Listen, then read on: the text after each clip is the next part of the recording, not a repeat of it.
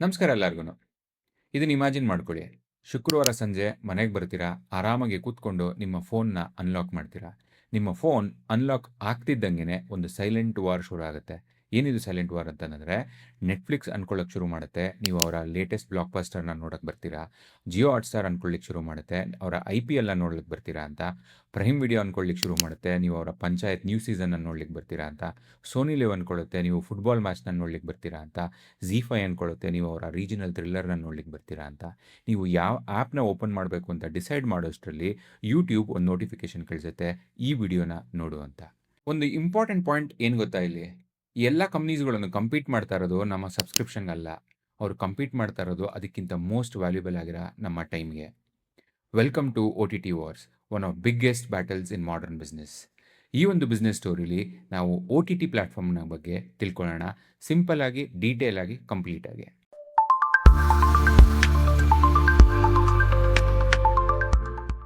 First ಒ-ಟಿ-ಟಿ ಇಂಡಸ್ಟ್ರಿಯ scale ಬಗ್ಗೆ ತಿಳ್ಕೊಳ್ಳೋಣ ಬನ್ನಿ.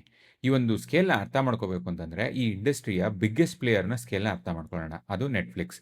ನೆಟ್‌ಫ್ಲಿಕ್ಸ್ ಅವರ ಆನ್ಯುಯಲ್ 2025 ರೆವೆನ್ಯೂ ಬಂದು 3.9 ಲ್ಯಾಕ್ ಕ್ರೋರ್ಸ್ ಇದೆ ರಫ್ಲಿ. ಇವರು 1.1 ಲ್ಯಾಕ್ ಕ್ರೋರ್ಸ್ ಪ್ರಾಫಿಟ್ ಕೂಡ ಮಾಡಿದ್ದಾರೆ. ಜಸ್ಟ್ ಇಮ್ಯಾಜಿನ್, ನೆಟ್‌ಫ್ಲಿಕ್ಸ್ ಅವರು ಶುರುವಾದಾಗ ಡಿ-ವಿ-ಡಿನ ಕೊರಿಯರ್ ಮಾಡ್ತಾ ಇದ್ರು ಮನೆಗಳಿಗೆ. ಇವತ್ತು Netflix world's most profitable entertainment business ಆಗ್ಬಿಟ್ಟಿದೆ. ಈ ಒಂದು ಇಂಡಸ್ಟ್ರಿಲಿ ಬರೀ ನೆಟ್‌ಫ್ಲಿಕ್ಸ್ ಒಂದೇ ಇಲ್ಲ. ನೆಕ್ಸ್ಟ್ ಬಿಗ್ಗೆಸ್ಟ್ ಪ್ಲೇಯರ್ ಅಂತಂದು ಹೇಳಿದ್ರೆ ಅಮೆಜಾನ್ ಪ್ರೈಮ್ ವಿಡಿಯೋಸ್. ಇವರ ಸ್ಟ್ರಾಟಜಿ ಸ್ವಲ್ಪ ಡಿಫರೆಂಟ್ ಇದೆ. ಇವರು ಅಮೆಜಾನ್ ಪ್ರೈಮ್ ವಿಡಿಯೋ ಕ್ರಿಯೇಟ್ ಮಾಡ್ಕೊಂಡಿರೋದೇನೆ ಕಸ್ಟಮರ್‌ನ ಸ್ಟಿಕ್ಕಿನೆಸ್ ಇಟ್ಕೊಳ್ಳಿಕ್ಕೆ for Amazon as a brand. ಒಂದು. ಎರಡನೇದೇನಪ್ಪ ಅಂತಂದ್ರೆ, ಅಮೆಜಾನ್ ಪ್ರೈಮ್ ವಿಡಿಯೋ ಅವ್ರದ್ದು ಸಪರೇಟ್ ರೆವೆನ್ಯೂ ನಮ್ಗೆ ಸಿಗೋದಿಲ್ಲ. Because this is part of Amazon. ಇದೊಂದು ಡಿಫರೆಂಟ್ ಬಿಸ್ನೆಸ್ ವರ್ಟಿಕಲ್ ಅಲ್ಲ. ಆದರೂ ಕೂಡ Amazon is the second biggest streaming platform. So ಒಂದು ಸ್ಕೇಲ್‌ನ ಅರ್ಥ ಮಾಡ್ಕೊಬೇಕು ಅಂತಂದ್ರೆ, ನಾವು ನೆಟ್‌ಫ್ಲಿಕ್ಸ್‌ನ ನೋಡ್ಕೊಂಡು ಒಂದು ಸ್ಕೇಲ್‌ನ ಅಂದಾಜಾಗಿ ತಿಳ್ಕೊಬಹುದು. ಈ ಒಂದು ಇಂಡಸ್ಟ್ರಿಗೆ ಇಂಡಿಯಾ ಆಸ್ ಅ ಮಾರ್ಕೆಟ್ ಆ್ಯಡ್ ಆಗಿದೆ, which is the fastest growing battlefield in the streaming world. Estimate ಇರೋದೇನಪ್ಪ ಅಂತಂದ್ರೆ, ಇಂಡಿಯಾದ annual revenue can touch approximately 30,000 crores in few years ಅಂತೆ. Just imagine the scale and size of this OTT industry. ಇನ್ನೊಂದು fascinating thing ಏನು ಗೊತ್ತಾ ಇಲ್ಲಿ? ಪ್ರತಿಯೊಂದು ಒ-ಟಿ-ಟಿ ಪ್ಲಾಟ್‌ಫಾರ್ಮ್‌ಗಳೂ ಅವ್ರದ್ದೇ ಆದಂಥ ಒಂದು ಡಿಫರೆಂಟ್ ಗೇಮ್‌ನ ಆಡ್ತಾ ಇದೆ. ಏನಿದು ಅಂತ ಅರ್ಥ ಮಾಡ್ಕೋಬೇಕು ಅಂತಂದ್ರೆ, ನೆಟ್‌ಫ್ಲಿಕ್ಸ್ ಅವರು they heavily bank on original series and international storytelling and they want loyal subscribers. ಅದೇ ಅಮೆಜಾನ್ ಪ್ರೈಮ್ ವಿಡಿಯೋದವ್ರನ್ನ ನೋಡ್ತೀವಿ ಅಂತಂದ್ರೆ, they use entertainment to make Prime membership most valuable. ಇದರಿಂದ ಅವರ ಅಮೆಜಾನ್‌ನ ಸೇಲ್ ಇನ್ಕ್ರೀಸ್ ಆಗುತ್ತೆ ಅಂದ್ಬಿಟ್ಟು ಇವರು ಅಮೆಜಾನ್ ಪ್ರೈಮ್ ವಿಡಿಯೋನ ಯೂಸ್ ಮಾಡ್ತಾ ಇದ್ದಾರೆ. ಹಾಟ್‌ಸ್ಟಾರ್‌ನ ನೋಡ್ತೀವಿ ಅಂತಂದ್ರೆ, they bank heavily on sports live broadcasting. ಅದರ ಜೊತೆಗೆ movie blockbusters, regional content, premium ಆಡಿಯನ್ಸ್‌ನ ಟಾರ್ಗೆಟ್ ಮಾಡಲಿಕ್ಕೆ ಅಂತ ಡಿಸ್ನಿ ಫ್ರಾಂಚೈಸಿನ ತಗೊಂಡಿದ್ದಾರೆ. ಇದೇ ರೀತಿ ನಾವು ಸೋನಿ ಲಿವ್‌ನ ನೋಡ್ತೀವಿ ಅಂತಂದ್ರೆ, they are known for premium sports, particularly football ಆಗ್ಬೋದು. ಓಕೆ. ಝೀ5ನ ನೋಡ್ತೀವಿ ನಾವು ಅಂತಂದರೆ, they bank heavily on TV shows and regional content. ಇದೇ ರೀತಿ ಸನ್ ನೆಕ್ಸ್ಟ್ ಇದೆ, ಆಹಾ ಇದೆ. ಇವ್ರುಗಳೆಲ್ಲ they are very strong in regional content. So as a consumer ನಮಗೆ ಎಲ್ಲ ಆ್ಯಪ್‌ಗಳೂ ಒಂದೇ ಥರ ಫಂಕ್ಷನ್ ಆಗುತ್ತೆ. ಆ್ಯಪ್‌ನ ಓಪನ್ ಮಾಡು, ಟಿವಿ ಸೀರೀಸು ಅಥವಾ ಮೂವಿನ ಸೆಲೆಕ್ಟ್ ಮಾಡು, ಪ್ಲೇ ಬಟನ್ ಒತ್ತು. ಆದರೆ ಇದರ ಹಿಂದೆ ಪ್ರತಿಯೊಂದು ಕಂಪ್ನಿನೂ ಅವ್ರದ್ದೇ ಆದಂಥ ಡಿಫರೆಂಟ್ ಸ್ಟ್ರಾಟಜಿನ ಅಪ್ಲೈ ಮಾಡಿದ್ದಾರೆ to acquire subscription and to gain market share. ಈಗ ಒ-ಟಿ-ಟಿ ಪ್ಲಾಟ್‌ಫಾರ್ಮ್‌ಗಳ ಬಿಗ್ಗೆಸ್ಟ್ ಮಿತ್‌ನ ಬ್ರೇಕ್ ಮಾಡೋಣ ಬನ್ನಿ. ಸಹಜವಾಗಿ ನಾವು ತಿಳ್ಕೊಂಡಿರೋದೇನಪ್ಪ ಅಂತಂದ್ರೆ, ಒ-ಟಿ-ಟಿ ಪ್ಲಾಟ್‌ಫಾರ್ಮ್‌ಗಳು ದುಡ್ಡು ಮಾಡೋದು ಅವರ ಸಬ್ಸ್ಕ್ರಿಪ್ಷನ್ ಬೇಸಿಂದ ಅಂತ. ಆದರೆ ಇದು ಅರ್ಧ ಸತ್ಯ ಮಾತ್ರ ಅಷ್ಟೇ. ಯಾಕಂತಂದ್ರೆ, ಸಬ್ಸ್ಕ್ರಿಪ್ಷನಿಂದ ಏನಾದ್ರು ಒ-ಟಿ-ಟಿ ಪ್ಲಾಟ್‌ಫಾರ್ಮ್‌ಗಳು ದುಡ್ಡು ಮಾಡೋದಿದ್ದಿದ್ರೆ, ಇಷ್ಟೊತ್ತಿಗೆ ಎಲ್ಲ ಒ-ಟಿ-ಟಿ ಪ್ಲಾಟ್‌ಫಾರ್ಮ್‌ಗಳೂ ಪ್ರಾಫಿಟಬಲ್ ಆಗ್ಬಿಡ್ತಾ ಇತ್ತು. ಆದರೆ ಸಾಕಷ್ಟು ಒ-ಟಿ-ಟಿ ಕಂಪ್ನಿಗಳು ಇವತ್ತಿಗೂ ಪ್ರಾಫಿಟಬಲ್ ಆಗಿಲ್ಲ. ಸೊ ಇವ್ರುಗಳು ಎಲ್ಲಿಂದ ಈ ಒಂದು ರೆವೆನ್ಯೂನ ಕ್ರಿಯೇಟ್ ಮಾಡ್ತಾರೆ? ಇದ್ರ ಬಗ್ಗೆ ತಿಳ್ಕೊಳ್ಳೋಣ ಬನ್ನಿ. ಮೊದಲನೇ ರೆವೆನ್ಯೂ ಸೋರ್ಸು ಸಬ್ಸ್ಕ್ರಿಪ್ಷನ್. ಎಲ್ಲರಿಗೂ ಗೊತ್ತಿರಂಗೆನೆ ಪ್ಲಾಟ್‌ಫಾರ್ಮ್‌ಗಳು ಸಬ್ಸ್ಕ್ರಿಪ್ಷನ್ ಫೀನ ತಗೊಂತಾರೆ. ಇದೊಂದು ಅವರಿಗೆ ಪ್ರೆಡಿಕ್ಟಬಲ್ ರೆವೆನ್ಯೂ ಹಾಗೂ ಫೋರ್‌ಕಾಸ್ಟಬಲ್ ರೆವೆನ್ಯೂ ಕೂಡ ಆಗುತ್ತೆ. ಆದರೆ ಇದರಲ್ಲಿ ಟ್ವಿಸ್ಟ್ ಬರೋದೆಲ್ಲಪ್ಪ ಅಂತಂತಂದರೆ, ಎಲ್ಲ ಕಸ್ಟಮರ್‌ಗಳೂ ಎಲ್ಲ ಪ್ಲಾಟ್‌ಫಾರ್ಮ್‌ನ ಸಬ್ಸ್ಕ್ರೈಬ್ ಮಾಡಲಿಕ್ಕೆ ಹೋಗಲ್ಲ. 1ರಿಂದ 2 ಅಥವಾ ಮ್ಯಾಕ್ಸಿಮಮ್ 3 ಪ್ಲಾಟ್‌ಫಾರ್ಮ್‌ಗಳನ್ನ ಸಬ್ಸ್ಕ್ರೈಬ್ ಮಾಡ್ತಾರೆ. ಸೊ ಇಲ್ಲಿ ಒಂದು ದೊಡ್ಡ ಕಾಂಪಿಟಿಷನ್ ಅಥವಾ ಫೈಟ್ ಕ್ರಿಯೇಟ್ ಆಗುತ್ತೆ ಎಲ್ಲ ಪ್ಲಾಟ್‌ಫಾರ್ಮ್‌ಗಳ ನಡುವೆ. ಸೊ ಇದು ಇವರ ಮೊದಲನೇ ರೆವೆನ್ಯೂ ಸೋರ್ಸ್ ಆಗಿರುತ್ತೆ. ಎರಡನೇ ರೆವೆನ್ಯೂ ಸೋರ್ಸ್ ಅಡ್ವರ್ಟೈಸಿಂಗ್. OTT ಪ್ಲಾಟ್‌ಫಾರ್ಮ್‌ಗಳಿಗೆ advertising is become a major revenue stream. ಇದನ್ನ ಪುಶ್ ಮಾಡ್ಲಿಕ್ಕೆ ಅಂತಾನೆ ಇವರು ಒಂದು ಬೇಸಿಕ್ ಪ್ಯಾಕೇಜ್‌ನ ಅಲೌ ಮಾಡಿದ್ದಾರೆ ಕನ್ಸ್ಯೂಮರ್ಸ್‌ಗೆ. ಇದರಲ್ಲಿ ಯಾವ ಕಂಟೆಂಟ್ ವಾಚ್ ಮಾಡಿದ್ರುನು ನಿಮಗೆ ಅಡ್ವರ್ಟೈಸ್‌ಮೆಂಟ್ ಸಿಗುತ್ತೆ. ಇನ್ನೊಂದು ಪ್ರೀಮಿಯಂ ಸಬ್ಸ್ಕ್ರಿಪ್ಷನಲ್ಲಿ ನಿಮಗೆ ಲೈವ್ ಇವೆಂಟಲ್ಲಿ ಮಾತ್ರ ಅಥವಾ ಒಂದು ಲೈವ್ ಬ್ರಾಡ್‌ಕಾಸ್ಟಲ್ಲಿ ಮಾತ್ರ ನಿಮ್ಗೆ ಅಡ್ವರ್ಟೈಸ್‌ಮೆಂಟ್ ಇರುತ್ತೆ. ಬೇರೆ ಒಂದು ಕಂಟೆಂಟ್‌ನ ಸಬ್ಸ್ಕ್ರೈಬ್ ಮಾಡಿದ್ರೆ, ಬೇರೆ ಒಂದು ಕಂಟೆಂಟ್‌ನ ನೀವು ನೋಡಿದ್ರೆ ಅದರಲ್ಲಿ ನಿಮಗೆ ಅಡ್ವರ್ಟೈಸ್‌ಮೆಂಟ್ ಸಿಗೋದಿಲ್ಲ. ಇದನ್ನ ನೆಟ್‌ಫ್ಲಿಕ್ಸ್ ಅವರು ಬಹಳ ವರ್ಷಗಳ ಕಾಲ ಅವಾಯ್ಡ್ ಮಾಡಿದ್ರು. ಆದರೆ ಈಗ ನೆಟ್‌ಫ್ಲಿಕ್ಸಿನು ಸಾಕಷ್ಟು ದೇಶಗಳಲ್ಲಿ ತಮ್ಮ ಆ್ಯಪಲ್ಲಿ ಅಡ್ವರ್ಟೈಸ್‌ಮೆಂಟ್‌ನ ಅಲೋ ಮಾಡ್ತಾ ಇದ್ದಾರೆ. ಇದರಲ್ಲಿ ಒಂದು ಇಂಪಾರ್ಟೆಂಟ್ ಥಿಂಗ್ ನಾವು ಅರ್ಥ ಮಾಡ್ಕೊಬೇಕಾಗಿರೋದು ಏನಪ್ಪಾ ಅಂತಂದ್ರೆ, during live broadcast or during live event ಟೈಮಲ್ಲಿ ನಮ್ಮ ಅಟೆನ್ಷನ್ ಸ್ಪ್ಯಾನ್ OTTಗೆ ಒಂದು ಒಳ್ಳೆ ಇನ್ವೆಂಟರಿ ಆಗುತ್ತೆ. ನಾವುನು ಅವರಿಗೆ ಒಂದು ಪ್ರಾಡಕ್ಟ್ ಆಗಿ ಕನ್ವರ್ಟ್ ಆಗಿಬಿಟ್ಟಿರ್ತೀವಿ. ಸೊ ನಮ್ಮ inventory as an individual, as a product ಇವೆರಡನ್ನು ಪ್ಯಾಕೇಜ್ ಮಾಡಿ ಅಡ್ವರ್ಟೈಸರ್ಸ್‌ಗಳಿಗೆ ಒಂದು ಪ್ರೀಮಿಯಂ ಪ್ರೈಸ್‌ಗೆ ಮಾರ್ತಾರೆ ಹಾಗೂ ಸಾಕಷ್ಟು ರೆವೆನ್ಯೂನ ಕ್ರಿಯೇಟ್ ಮಾಡ್ಕೊಂತಾರೆ. ಮೂರನೇ ರೆವೆನ್ಯೂ ಸೋರ್ಸು ಸ್ಪೋರ್ಟ್ಸ್ ರೈಟ್ಸ್. ಆಗಲೇ ಹೇಳ್ದಂಗೆ IPLನ ರೈಟ್ಸ್ ಯಾವ OTT ಪ್ಲಾಟ್‌ಫಾರ್ಮ್ ತಗೊಳುತ್ತೋ ಅವ್ರುಗಳಿಗೆ ಆ ಒಂದು 2 ತಿಂಗಳು ಒಂದು ಒಳ್ಳೆ ರೆವೆನ್ಯೂನ ಜನರೇಟ್ ಮಾಡ್ತಾರೆ. ಅದರ ಜೊತೆಗೆ ಒಂದು ಲಾಯಲ್ ಸಬ್ಸ್ಕ್ರೈಬರ್ಸ್‌ನು ಕೂಡ ಇವ್ರುಗಳು ಆ ಟೈಮಲ್ಲಿ ಅಕ್ವೈರ್ ಮಾಡ್ಕೊಂಡಿರ್ತಾರೆ. ಹಾಗಾಗಿ sports right particularly in India has become a biggest customer acquisition channel and a revenue channel for all the OTT platforms. 4ನೇ ರೆವೆನ್ಯೂ ಸೋರ್ಸು ಕಂಟೆಂಟ್ ಲೈಸೆನ್ಸಿಂಗ್. ಇದರಲ್ಲಿ 3 ಲೇಯರ್ ಇದೆ ರೆವೆನ್ಯೂನ ಜನರೇಟ್ ಮಾಡಲಿಕ್ಕೆ. ಅದಕ್ಕೆ ನಾನು 2 ಎಕ್ಸಾಂಪಲ್ ಕೊಡ್ತೀನಿ. ಮೊದಲನೇ ಎಕ್ಸಾಂಪಲ್ ಹಾಟ್‌ಸ್ಟಾರ್. ಹಾಟ್‌ಸ್ಟಾರ್ ಅವರು ಧುರಂಧರ್ movie ರೈಟ್ಸ್‌ನ ತಗೊಂತಾರೆ. ಅದನ್ನು ರಿಲೀಸ್ ಮಾಡಿದಾಗ ಅದರ ಜೊತೆಗೆ ಆಡ್ಸ್‌ನ ರಿಲೀಸ್ ಮಾಡ್ತಾರೆ. ಅದರಿಂದ ರೆವೆನ್ಯೂನ ಜನರೇಟ್ ಮಾಡ್ಕೊತಾರೆ. 2ನೇ ಲೇಯರ್ ಏನಪ್ಪಾ ಇಲ್ಲಿ ಅಂತಂದ್ರೆ, ಯಾವ ಕಸ್ಟಮರ್‌ಗಳು ಹಾಟ್‌ಸ್ಟಾರ್‌ನ ಸಬ್ಸ್ಕ್ರೈಬ್ ಮಾಡಿರಲ್ವೋ ಧುರಂಧರ್‌ನ ನೋಡಲಿಕ್ಕೆ ಅಂತಾನೆ ಆ ತಿಂಗಳು ಸಬ್ಸ್ಕ್ರೈಬ್ ಮಾಡ್ತಾರೆ. ಇದು ಇವರಿಗೆ ಇನ್ನೊಂದು ರೀತಿಯ ಒಂದು ರೆವೆನ್ಯೂ ಸೋರ್ಸ್ ಕೂಡ ಆಗುತ್ತೆ. 2ನೇ ಎಕ್ಸಾಂಪಲ್ ಇಲ್ಲಿ ಅಮೆಜಾನ್ ಪ್ರೈಮ್ ತಗೊಂತೀನಿ. ಇವರು ಬ್ಲಾಕ್ ಬಸ್ಟರ್ಸ್ ಮೂವಿಗಳನ್ನ ಫ್ಯೂ ವೀಕ್ಸ್‌ಗೆ ರೆಂಟಲಲ್ಲಿ ರಿಲೀಸ್ ಮಾಡ್ತಾರೆ. ಇದರಿಂದನೂ ಕೂಡ ಇವರಿಗೆ ಅಡಿಷನಲ್ ರೆವೆನ್ಯೂ ಜನರೇಟ್ ಮಾಡ್ಕೊಂತಾರೆ. ಈ ರೀತಿ ಕಂಟೆಂಟ್ ಲೈಸೆನ್ಸಿಂಗಿಂದ OTT ಪ್ಲಾಟ್‌ಫಾರ್ಮ್‌ಗಳು ರೆವೆನ್ಯೂನ ಜನರೇಟ್ ಮಾಡ್ಕೊಂತಾರೆ. ಸೊ ಬೇಸಿಕಲಿ ನಾವು ನೋಡಿದ್ರೆ ಮೇಜರ್‌ಲಿ 4 ರೆವೆನ್ಯೂ ಸೋರ್ಸ್‌ಗಳಿದೆ OTT ಪ್ಲಾಟ್‌ಫಾರ್ಮ್‌ಗೆ ತಮ್ಮ ರೆವೆನ್ಯೂನ ಜನರೇಟ್ ಮಾಡ್ಕೊಳ್ಳಿಕ್ಕೆ. OTT ಪ್ಲಾಟ್‌ಫಾರ್ಮ್‌ಗಳು ಒಂದು ಕಂಟೆಂಟ್‌ನ ಪ್ರೊಡ್ಯೂಸ್ ಮಾಡಲಿಕ್ಕೆ ಸಿಕ್ಕಾಪಟ್ಟೆ ಖರ್ಚು ಯಾಕೆ ಮಾಡ್ತಾರೆ? ಬನ್ನಿ ತಿಳ್ಕೊಳ್ಳೋಣ. ಇದಕ್ಕೂ ಕೂಡ ನಾನು ನೆಟ್‌ಫ್ಲಿಕ್ಸ್‌ನ ರೆಫರೆನ್ಸ್ ತಗೊಂತೀನಿ.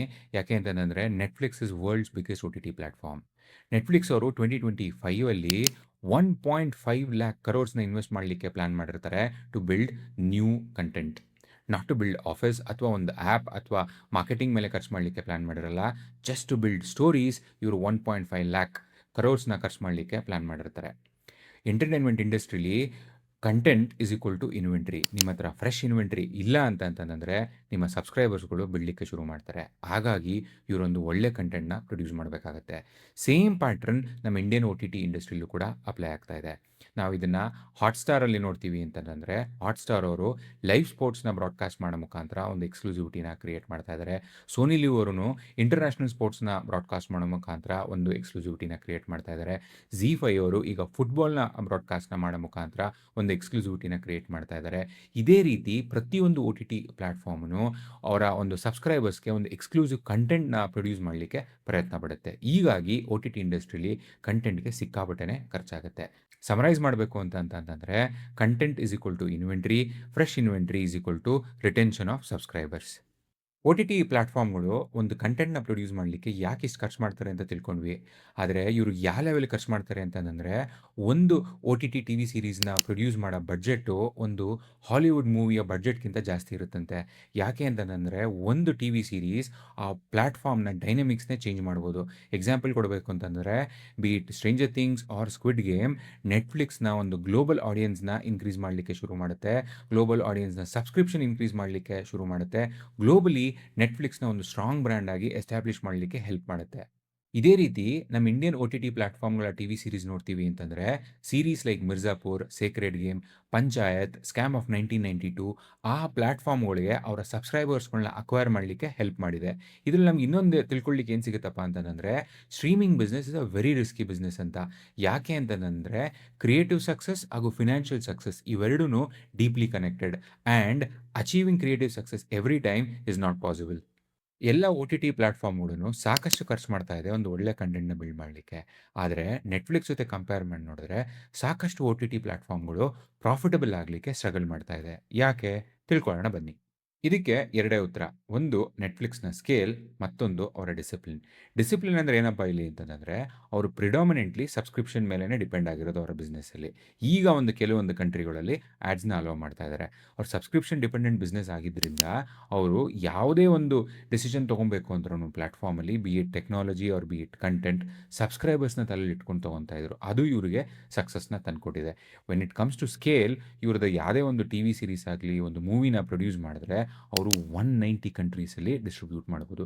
ಈ ಒಂದು ಅಡ್ವಾಂಟೇಜ್ ಯಾವುದೇ ಒಂದು OTT ಪ್ಲಾಟ್‌ಫಾರ್ಮ್‌ಗೆ ಇವತ್ತಿಲ್ಲ ಅಂತಲೇ ನಾವು ಹೇಳ್ಬೋದು. ಅದೇನೇ ನಮ್ಮ ಇಂಡಿಯನ್ OTT ಪ್ಲಾಟ್‌ಫಾರ್ಮ್ಸ್ ಬಗ್ಗೆ ನೋಡ್ತೀವಿ ಅಂತಂದರೆ, ಅವ್ರುಗಳಿಗೆ ಚಾಲೆಂಜಸ್ ಇನ್ನೂ ಜಾಸ್ತಿನೇ ಇದೆ. ಯಾಕಂತಂದರೆ, ಇಂಡಿಯಾದಲ್ಲಿ ಸಬ್ಸ್ಕ್ರಿಪ್ಷನ್ ಬಿಸ್ನೆಸ್ ಈಗ ಪಿಕ್ ಆಗಲಿಕ್ಕೆ ಶುರು ಆಗಿದೆ. ಸಾಕಷ್ಟು ಜನಗಳು, ಇನ್‌ಫ್ಯಾಕ್ಟ್ ಮ್ಯಾಕ್ಸಿಮಮ್ ಜನಗಳು ಫ್ರೀಯಾಗಿ ಒಂದು ಒಳ್ಳೆ ಕಂಟೆಂಟ್‌ನ ನೋಡಲಿಕ್ಕೆ ಇಷ್ಟಪಡ್ತಾರೆ. ಸಬ್ಸ್ಕ್ರಿಪ್ಷನ್ ಕೊಟ್ಟು ನೋಡಲಿಕ್ಕೆ ಇಷ್ಟಪಡಲ್ಲ. ಇದರಿಂದ ನಮ್ಮ ಇಂಡಿಯನ್ OTT ಪ್ಲಾಟ್‌ಫಾರ್ಮ್‌ಗಳು ಪ್ರಾಫಿಟಬಿಲಿಟಿ ಕಡೆಗೆ ಹೋಗಬೇಕು ಅಂತಂದರೆ ಇನ್ನೂ ಸಮಯ ಆಗುತ್ತೆ ಅಂತ ಅನ್ಸುತ್ತೆ.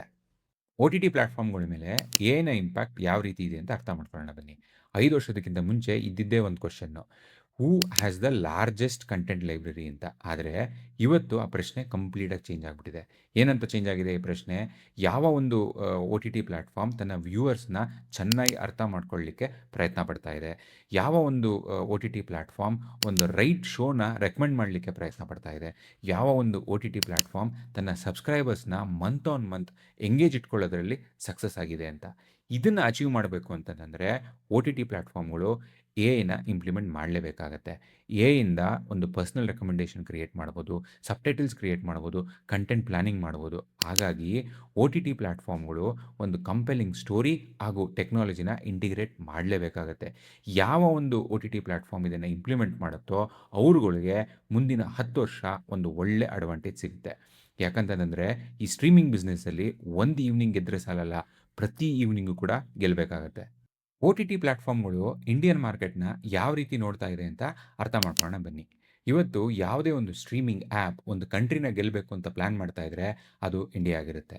Just think about the opportunity. 800 million internet users ಇದ್ದಾರೆ, ಹೈ ಸ್ಮಾರ್ಟ್‌ಫೋನ್ ಪೆನೆಟ್ರೇಷನ್ ಇದೆ, ಲೋ ಡೇಟಾ ಕಾಸ್ಟ್ ಇದೆ, ಯಂಗ್ ಪಾಪ್ಯುಲೇಷನ್ ಎಂಟರ್‌ಟೈನ್‌ಮೆಂಟ್‌ನ ಡಿಫರೆಂಟ್ ಲ್ಯಾಂಗ್ವೇಜಸಲ್ಲಿ ಕನ್ಸ್ಯೂಮ್ ಮಾಡ್ತಾ ಇದ್ದಾರೆ. ಈ ರೀತಿಯಾದ ಒಂದು ಕಾಂಬಿನೇಷನ್ ಅಟ್ ಸ್ಕೇಲ್ ಬೇರೆ ಯಾವುದೇ ಕಂಟ್ರಿನೂ ಆಫರ್ ಮಾಡಲಿಕ್ಕೆ ಸಾಧ್ಯ ಇಲ್ಲ. ಬಟ್ ಸ್ಟ್ರೀಮಿಂಗ್ ಆ್ಯಪ್‌ಗಳು ಇಂಡಿಯಾದಲ್ಲಿ ಟಫೆಸ್ಟ್ ಬಿಸ್ನೆಸ್ ಚಾಲೆಂಜಸ್‌ಗಳನ್ನ ಫೇಸ್ ಮಾಡಬೇಕಾಗತ್ತೆ. ಯಾಕೆ ಅಂತಂತಂದ್ರೆ, ಇಂಡಿಯನ್ ಕನ್ಸ್ಯೂಮರ್ಸು ಪ್ರೀಮಿಯಂ ಕಂಟೆಂಟ್‌ನ ಕನ್ಸ್ಯೂಮ್ ಮಾಡ್ಲಿಕ್ಕೆ ಇಷ್ಟಪಡ್ತಾರೆ ಅಟ್ ಅಫೋರ್ಡಬಲ್ ಪ್ರೈಸಲ್ಲಿ. ಹಾಗೂ ಇಂಡಿಯಾದಲ್ಲಿ ರೀಜನಲ್ ಕಂಟೆಂಟು ತುಂಬಾನೇ ಚೆನ್ನಾಗಿ ಪರ್ಫಾರ್ಮ್ ಮಾಡುತ್ತೆ ವರ್ಸಸ್ ಎಕ್ಸ್ಪೆನ್ಸಿವ್ ಗ್ಲೋಬಲ್ ಕಂಟೆಂಟ್. ಇದರಿಂದ ಅರ್ಥ ಆಗೋದೇನಪ್ಪ ಅಂತಂತಂದ್ರೆ, ಇಂಡಿಯಾದಲ್ಲಿ ದುಡ್ಡು ಖರ್ಚು ಮಾಡಿಬಿಟ್ಟು ಮಾರ್ಕೆಟ್‌ನ ಗೆಲ್ಲಲಿಕ್ಕೆ ಆಗಲ್ಲ. ಇಂಡಿಯಾದ ಆಡಿಯನ್ಸ್‌ನ ಅರ್ಥ ಮಾಡ್ಕೊಂಡ್ರೆ ಮಾರ್ಕೆಟ್‌ನ ಗೆಲ್ಬೋದು ಅಂತ. ಇದನ್ನು ಆಲ್ರೆಡಿ ಸಾಕಷ್ಟು ಸ್ಟ್ರೀಮಿಂಗ್ ಆ್ಯಪ್‌ಗಳು ಅರ್ಥ ಮಾಡಿಕೊಂಡು ಇಂಡಿಯನ್ ಮಾರ್ಕೆಟ್ ಗೆಲ್ಲಬೇಕು ಅಂತ ಅವರ ಕೆಲಸನ ಆಲ್ರೆಡಿ ಶುರು ಮಾಡಿದ್ದಾರೆ. OTT ಪ್ಲಾಟ್‌ಫಾರ್ಮ್‌ಗಳ ಥ್ರೆಟ್‌ನ ಬಗ್ಗೆ ತಿಳ್ಕೊಳ್ಳೋಣ ಬನ್ನಿ. ಇಂಟ್ರೆಸ್ಟಿಂಗ್ ಏನಂತಂದ್ರೆ, OTT ಪ್ಲಾಟ್‌ಫಾರ್ಮ್‌ಗಳಿಗೆ ಮತ್ತೊಂದು OTT ಪ್ಲಾಟ್‌ಫಾರ್ಮ್‌ಗಳು ಥ್ರೆಟ್ ಅಲ್ವೇ ಅಲ್ಲ. ಇವರ ಸ್ವಂತ ಚರ್ನ್ ರೇಟ್ ಹಾಗೂ ಬೇರೆ ಸೋಷಿಯಲ್ ಮೀಡಿಯಾ ಪ್ಲಾಟ್‌ಫಾರ್ಮ್‌ಗಳು ಇವರಿಗೆ ಥ್ರೆಟ್ ಆಗಿ ಎದುರಾಗುತ್ತೆ. ಚರ್ನ್ ರೇಟ್ ಬಗ್ಗೆ ತಿಳ್ಕೊಳ್ಳೋಣ ಬನ್ನಿ. ಚರ್ನ್ ರೇಟ್ ಅಂದ್ರೆ ಏನು? ಒಬ್ಬ ಸಬ್ಸ್ಕ್ರೈಬರ್ ತನ್ನ ಸಬ್ಸ್ಕ್ರಿಪ್ಷನ್‌ನ ಕ್ಯಾನ್ಸಲ್ ಮಾಡಿದ್ರೆ ಚರ್ನ್ ರೇಟ್ ಅಂತಾರೆ. ಈ ಒಂದು ಡೇಟಾನ OTT ಪ್ಲಾಟ್‌ಫಾರ್ಮ್‌ಗಳು ಬಹಳ ಕ್ಲೋಸಾಗಿ ಮಾನಿಟರ್ ಮಾಡ್ತಾರೆ. ಯಾಕಂತಂದ್ರೆ, ಒಬ್ಬ ಸಬ್ಸ್ಕ್ರೈಬರ್‌ನ ರಿಟೇನ್ ಮಾಡಲಿಕ್ಕೆ ಎಷ್ಟು ಖರ್ಚಾಗುತ್ತೋ, ಅದಕ್ಕಿಂತ ಜಾಸ್ತಿ ಖರ್ಚು ಹೊಸ ಸಬ್ಸ್ಕ್ರೈಬರ್‌ನ ಅಕ್ವೈರ್ ಮಾಡಲಿಕ್ಕಾಗತ್ತೆ. ಹಾಗೂ ಸಬ್ಸ್ಕ್ರಿಪ್ಷನ್ ಎಷ್ಟು ಕಮ್ಮಿ ಆಗ್ತಾ ಹೋಗುತ್ತೋ, ಅವರ ಪ್ರಾಫಿಟ್ಟು ಕೂಡ ಅಷ್ಟೇ ಕಮ್ಮಿ ಆಗ್ತಾ ಹೋಗುತ್ತೆ. ಹಾಗಾಗಿ ಚರ್ನ್ ರೇಟ್ ಇವರಿಗೆ ಭಾಳನೇ ಇಂಪಾರ್ಟೆಂಟ್ ಆಗುತ್ತೆ. ಎರಡನೇ ಥ್ರೆಟ್ಟು ಸೋಷಿಯಲ್ ಮೀಡಿಯಾ ಪ್ಲಾಟ್‌ಫಾರ್ಮ್‌ಗಳು. ಎಷ್ಟು ಜನ ಸೋಷಿಯಲ್ ಮೀಡಿಯಾ ಪ್ಲಾಟ್‌ಫಾರ್ಮ್‌ಗಳಲ್ಲಿ ಎಷ್ಟು ಜಾಸ್ತಿ ಟೈಮ್ ಸ್ಪೆಂಡ್ ಮಾಡ್ತಾರೋ, ಅಷ್ಟೇ ಕಮ್ಮಿ ಟೈಮ್‌ನ OTT ಪ್ಲಾಟ್‌ಫಾರ್ಮಲ್ಲಿ ಸ್ಪೆಂಡ್ ಮಾಡಲಿಕ್ಕೆ ಶುರು ಮಾಡ್ತಾರೆ. ಇದೇನಾದರೂ ಆದರೆ OTT ಪ್ಲಾಟ್‌ಫಾರ್ಮ್‌ಗಳ ರೆವಿನ್ಯೂ ಕಮ್ಮಿ ಆಗಲಿಕ್ಕೆ ಶುರು ಆಗುತ್ತೆ. ಹಾಗಾಗಿ ಸೋಷಿಯಲ್ ಮೀಡಿಯಾ ಪ್ಲಾಟ್‌ಫಾರ್ಮ್‌ಗಳು ಇವರಿಗೆ ಥ್ರೆಟ್ ಆಗಿ ಎದುರಾಗುತ್ತೆ. ಒಂದು OTT ಬಿಸ್ನೆಸ್ ಸ್ಟೋರಿನ ಸಮರೈಸ್ ಮಾಡಬೇಕು ಅಂತಂದ್ರೆ, OTT ಪ್ಲಾಟ್‌ಫಾರ್ಮ್‌ಗಳು ಇಷ್ಟೊಂದು ಸರ್ಕಸ್ ಮಾಡಿಕೊಂಡು, ಇಷ್ಟೊಂದು ದುಡ್ಡು ಖರ್ಚು ಮಾಡಿಕೊಂಡು ನಮ್ಮನ್ನು ಎಂಟರ್ಟೈನ್ ಮಾಡ್ತಿರೋದು ಯಾಕೆ ಅಂತಂದರೆ, ನಮ್ಮ ಅಟೆನ್ಷನ್ನ ಸೀಕ್ ಮಾಡಲಿಕ್ಕೆ ಅಂತ. ಯಾಕೆ ಅಂತಂದರೆ, ನಮ್ಮ ಅಟೆನ್ಷನ್ ಒಂದು ಎಂಗೇಜ್‌ಮೆಂಟ್‌ನ ಕ್ರಿಯೇಟ್ ಮಾಡುತ್ತೆ. ಆ ಎಂಗೇಜ್‌ಮೆಂಟು ಲಾಯಲ್ಟಿನ ಕ್ರಿಯೇಟ್ ಮಾಡುತ್ತೆ. ಆ ಲಾಯಲ್ಟಿ ಒಂದು ರಿಕರಿಂಗ್ ರೆವೆನ್ಯೂನ ಕ್ರಿಯೇಟ್ ಮಾಡುತ್ತೆ. ಆ recurring revenue multi billion dollar ಕಂಪ್ನಿನ ಕ್ರಿಯೇಟ್ ಮಾಡುತ್ತೆ. ಸೊ ಇದರಿಂದ ಅರ್ಥ ಆಗೋದೇನಪ್ಪ ಅಂತಂದರೆ, ಈ ಒಂದು ಡಿಜಿಟಲ್ ಏಜಲ್ಲಿ ನಮ್ಮ ಒಂದು attention most valuable currency for all the OTT platforms. ಈ ಒಂದು ಕೇಸ್ ಸ್ಟಡಿ ನಿಮ್ಗಳಿಗೆಲ್ಲ ಇಷ್ಟ ಆಗುತ್ತೆ ಅಂತ ಅನ್ಕೊಂತೀನಿ. ದಯವಿಟ್ಟು ನಿಮ್ಮ ಫೀಡ್‌ಬ್ಯಾಕ್‌ನ ಕಮೆಂಟ್‌ನ ಮೂಲಕ ತಿಳಿಸಿ. B it positive, B it negative, ನಿಮ್ಮ ಫೀಡ್‌ಬ್ಯಾಕ್ ನನಗೆ ಭಾಳನೇ ಇಂಪಾರ್ಟೆಂಟ್. ನನ್ನ ಮುಂದಿನ ಕೇಸ್ ಸ್ಟಡಿಗಳನ್ನ ಬಿಲ್ಡ್ ಮಾಡಲಿಕ್ಕೆ ಭಾಳನೇ ಹೆಲ್ಪ್ ಆಗುತ್ತೆ ಅಂತ ಅನ್ಕೊಂಡಿದ್ದೀನಿ. ಇದನ್ನು ಹೇಳ್ತಾ ಈ ವಿಡಿಯೋನ ಮುಗಿಸ್ತಾ ಇದ್ದೀನಿ. Thank you very much. ಸಿಗೋಣ ಮುಂದಿನ ವಿಡಿಯೋದಲ್ಲಿ.